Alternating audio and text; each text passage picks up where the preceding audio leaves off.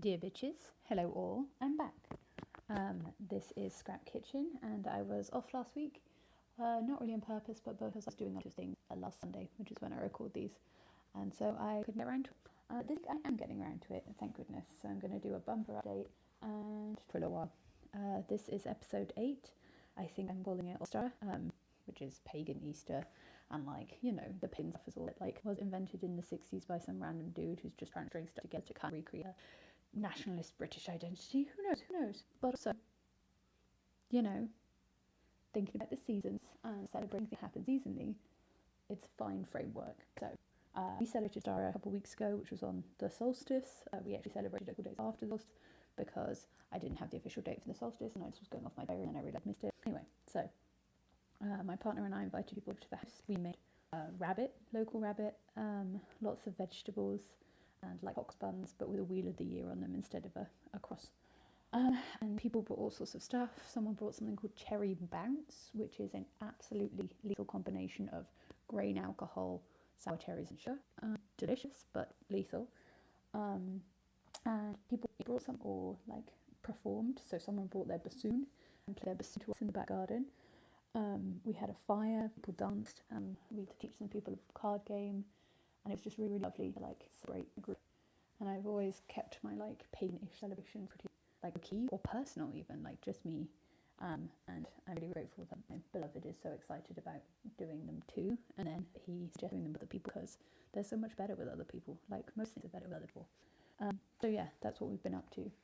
Another life update is we literally moved into a new room. You might be able to hear the echo surround me. I'm not doing things on our walls or plants or anything. But it does have a cat, and you might be able to hear him too.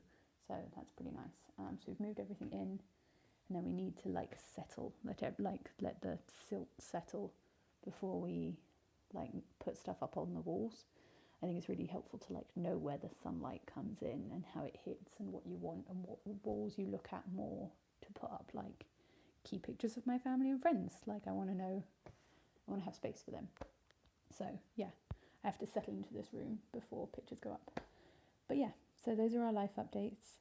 In terms of the farm, we're almost full-time now. My partner and I are going in most days, but the staff, the farm team are coming in 4 days a week for the next couple of weeks. We've been doing a lot of work. We've started all of our big solanaceae, so tomatoes, aubergine, peppers. We've started a lot of stuff that's going to go into our CSA box in May, so that's kind of exciting, and that's only a month away when that starts. That's actually terrifying. It's a bit of both. Fluctuate wildly. The day after we celebrated Ostara, it snowed about a foot, or I think it's a foot. I don't know the measurements over here. It snowed a lot.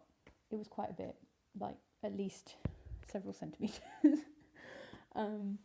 And yeah, so that delayed us a little on doing stuff outside, but now we have been doing stuff outside. We've been preparing beds, laying down wood chips, seeding mustard to try and get rid of a root nematode that has been detected. Just lots of little things to get the farm going quickly.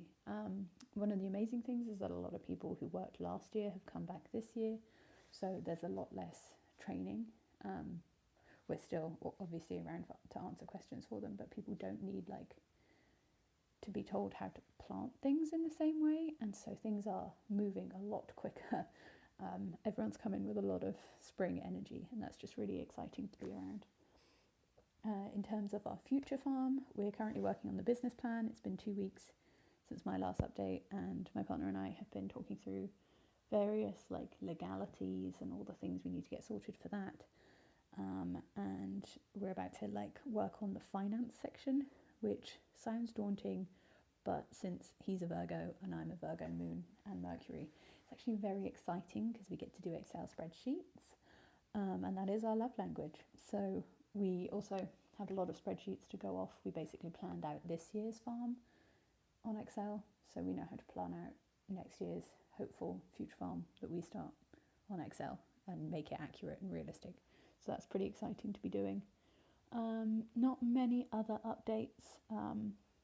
The current farm has been taking priority, as it would in early March, late March. Yeah, so that's pretty much what we've been doing. We've also been, that's about it. That's my quick and simple update. Yeah, I'll talk to you all next week.